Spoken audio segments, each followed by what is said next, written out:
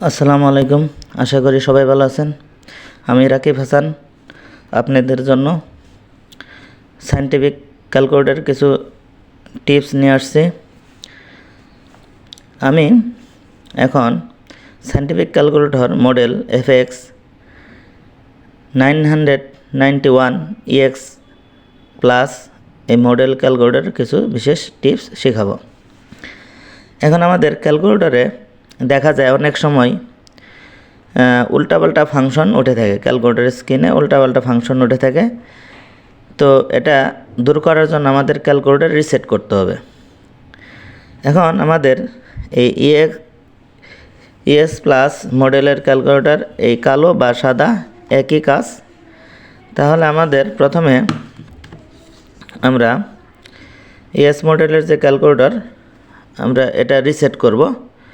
তো রিসেট করার নিয়ম হলো, প্রথমে ক্যালকুলেটর অন করতে হবে, তারপর ক্যালকুলেটর রিসেট করতে হলে শিফট চাপতে হবে, শিফট চাপে তারপর 9 চাপতে হবে, তাহলে ক্লিয়ার লেখাটা চলে আসবে।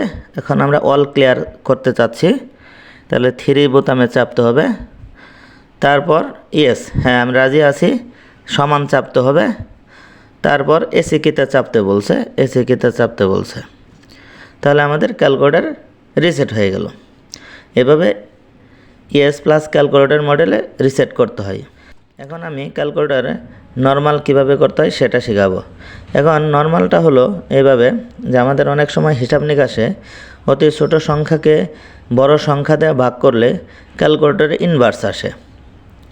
যেমন 10.10কে আমি 360 দ্বারা যদি ভাগ করি, তাহলে আমাদের যেটা আসবে, যেমন 2.7777 এগুলো আসছে, একটা পাওয়ার -4 আসছে, এটা হলো ইনভার্স। অর্থাৎ 10.10কে 360 দ্বারা ভাগ করলে এটা ক্যালকুলেটর স্ক্রিনে রেজাল্টটা দেখাচ্ছে, আসলে এটা রেজাল্ট না। তাহলে আমাদের ঠিক রেজাল্টটা নিয়ে আসতে হবে অবশ্যই, তাহলে ক্যালকুলেটর নর্মাল করতে হবে। আরেকটা দেখাই, অনেক সময় গুণ করলেও আসে, যেমন ছোট সংখ্যা দিয়া ছোট সংখ্যাগুলা দিয়ে গুণন করলে অনেক সময় ক্যালকুলেটর ইনভার্স আসে। যেমন আমি 0.05কে গুণন করলাম 0.0556, তাহলে আমাদের ক্যালকুলেটর স্ক্রিনে ইনভার্স চলে আসে। তো ইনভার্সটা কীভাবে দূর করব ক্যালকুলেটরে, তাহলে আমাদের নর্মাল করতে হবে।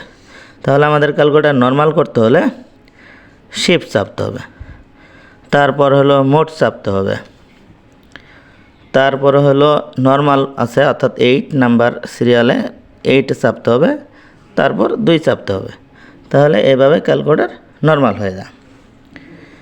এখন আমরা আরেকটি টিপস শেখাবো। অনেক সময় ক্যালকুলেটরে ভাগ করলে ভাগফলটা এই ইএস প্লাস ক্যালকুলেটরে ভগ্নাংশ আকারে দশমিক আকারে প্রদর্শন হয় না। যেমন 5/2, এখানে আমাদের 5/2 আসছে। যেমন 15/10 3/2 আসছে, এটা দশমিক আকারে আসে নাই। তাহলে দশমিক নিয়ে আসতে হলে আমাদের যে কাজটা সাধারণত অবলম্বন করতে হয়, এইচডি বোতামে চাপ দিতে হয়। এইচডি বোতামে চাপ দিলে দশমিক আসে। আচ্ছা, এখন আমি ক্যালকুলেটর যদি ফাংশন করি তাহলে সরাসরি দশমিক আকারে আসবে। তো সেই ক্ষেত্রে আমাদের যেটা কাজ করতে হবে, শিফট মোড তারপর 2 চাপতে হবে, তাহলে আমাদের ভগ্নাংশ আকারে রেজাল্টগুলো আর আসবে না, সরাসরি দশমিক আকার আসবে। যেমন 5/2 আগে কিন্তু 5/2 হিসাবে আসছিল ভগ্নাংশ, 2.5 আসলো। যেমন 15/10 এখানে আমাদের দশমিক আকারে আসবে। এইভাবে আমাদের ভগ্নাংশ দশমিক ভগ্নাংশ তৈরি করতে হয় ক্যালকুলেটরে। এখন আসি ভগ্নাংশ ছোট করার টিপস। আমরা অনেক সময় কাটাকাটি করার প্রয়োজন হয়, গাণিতিক নিয়মে অঙ্ক করার সময় আমরা ছোট সংখ্যা হলে সহজে কাটাকাটি করতে পারি বা ভাগ করতে পারি, কিন্তু বড় সংখ্যা হলে সমস্যা হয়ে পড়ে।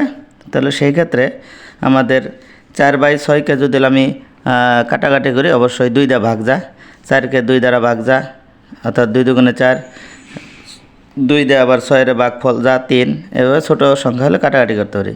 আমরা ক্যালকুলেটরের সাহায্যে এই জিনিসটা করতে পারি। সেটা হলো, প্রথমে আমরা 4 লিখব, তারপর এবিসি বোতাম, অর্থাৎ এখানে আমাদের 100 এমএস ক্যালকুলেটর এবিসি বোতাম ছিল, আর 900 ইএস প্লাসে এখানে ভাগ আকারে আছে, আমাদের এইটা অপশনটা চাপতে হবে। তারপর হলো 6, তাহলে আমাদের আসবো 2/3, অর্থাৎ ক্যালকুলেটর কাইটাই ছোটো করে নিয়েছে। একইভাবে 50/125, 50 এই বোতাম চাপতে হবে, তারপর হলো 125, তাহলে 2/5 ক্যালকুলেটর কাইটা ছোটো করে নিল।